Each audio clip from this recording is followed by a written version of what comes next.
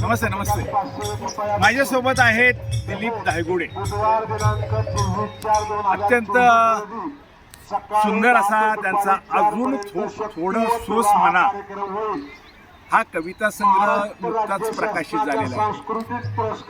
या कविता संग्रहाचं वैशिष्ट्य म्हणजे या कविता संग्रहामध्ये त्यांनी लोकांच्या आपल्या जवळपासच्या गावकऱ्यांच्या दुःखाच्या वेदना आनंद उत्सव प्रगट केलेला आहे. अतिशय वाचनीय असा हा कविता संग्रह करावा असा हा कविता संग्रह. मी त्यांच्याशी थोडंसं हितगुज करणार आहे. नमस्ते धायगुडे. नमस्ते नमस्ते. तुमचा हा कविता संग्रह मी वाचला, अतिशय आवडला मला म्हणून तुमच्याशी थोडंसं बोलायची मला इच्छा आहे. तुम्ही तुमचं गाव सांगता, पूर्ण नाव सांगता? माझं नाव दिलीप नामदेव धायगुडे. माझं मूळ गाव वाघोशी, तालुका खंडाळा, जिल्हा सातारा. या वाघोशी गावामध्ये तुमच्यावर पहिले संस्कार कुणाकडून झाले? या वाघोशी गावामध्ये सर पहिले संस्कार जर झाले असतील ते माझ्या आई वडिलांचे. बरोबर आहे, चांगलं. मग तुमचं प्राथमिक शिक्षण आणि त्यानंतरचं शिक्षण कसं झालं? सर पहिल्यापासून तसं जर पाहिलं तर आई वडिलांना मी एकुलता एक, परिस्थिती अतिशय हलाखीची सर. माझं प्राथमिक शिक्षण हे जिल्हा परिषद प्राथमिक शाळा वाघोशी या ठिकाणी झालं सर. त्यानंतर माध्यमिक विद्यालय न्यू इंग्लिश स्कूल अंधोरी या ठिकाणी माझं 8वी ते 10वी शिक्षण. त्यानंतर 10वी नंतर पुढं 11वी आणि 12वी मालोजीराजे ज्युनियर कॉलेज लोणंद या ठिकाणी सर झालं. तुमच्या कविता संग्रहामध्ये मेंढपाळ शेतकरी यांचे जे जगणं आहे, जे जीवन आहे ते व्यतीत होताना दिसतंय, प्रगट झालेलं दिसतंय. याबद्दल तुम्ही काय सांगू शकाल की तुम्हाला हे अनुभव कुठून आले?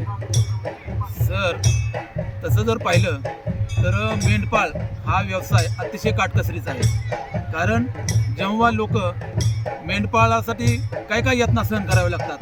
समजा मेंढ्यांना जर खाया नसेल, पाणी नसेल, त्यांचा जो उदरनिर्वाह असतो तर त्यांचा संपूर्ण हा मेंढपाळावरती असतो. आणि महत्त्वाचं म्हणजे हा मेंढपाळ व्यवसाय हा त्यांचा एका ठिकाणी कधीच नसतो सर.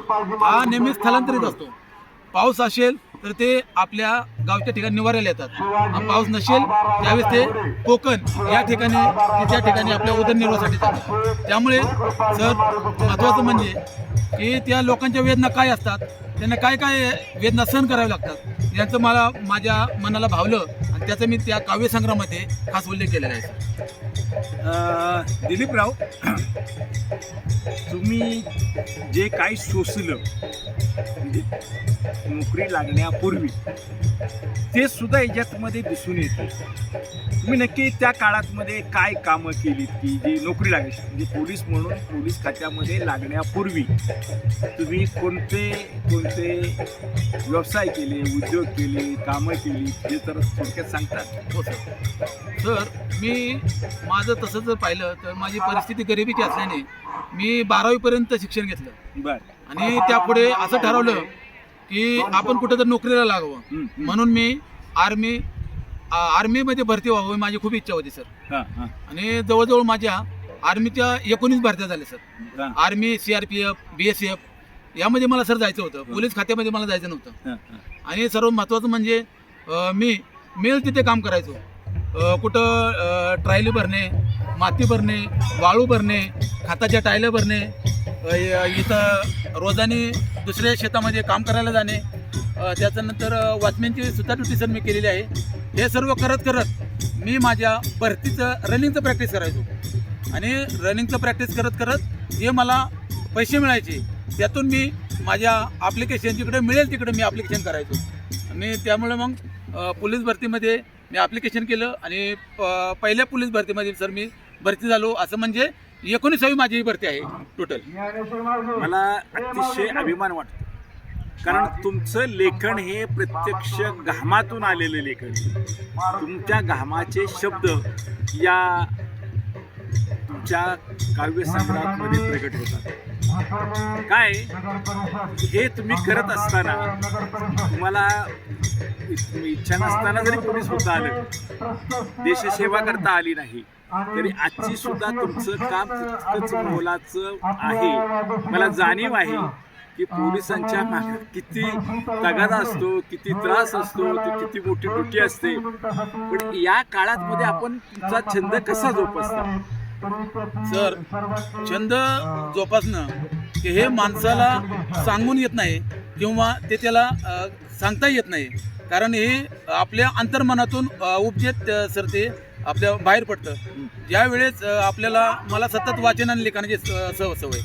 मला आमचं वाघोशी गाव असं आहे की या ठिकाणी एस टीची गैरसोय.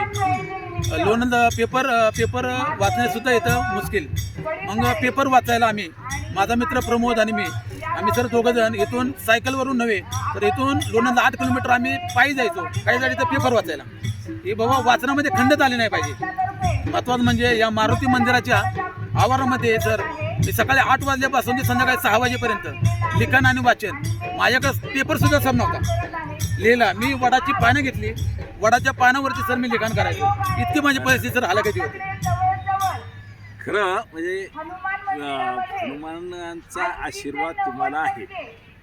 शिवाय तुमच्या अवतीभोवतीचं जीवन तुम्ही पाहिलेलं आहे आणि ते या काव्यसंग्रहामध्ये प्रगट होतं. मी तुम्हाला असा प्रश्न विचारू शकतो की तुम्हाला कवितेशिवाय कथा कादंबऱ्याकडे डोकवावं असं वाटतं का? सर, मला असं वाटतं की माझं पोलीस खातं आहे, परंतु पोलीस खात्यामध्ये भरपूर ठिकाणी आम्हाला वेगवेगळे बंदोबस्त असतात, ताणतणाव असतो, सुट्टींचा प्रॉब्लेम असतो, वेळ नसतो. परंतु ज्या वेळेस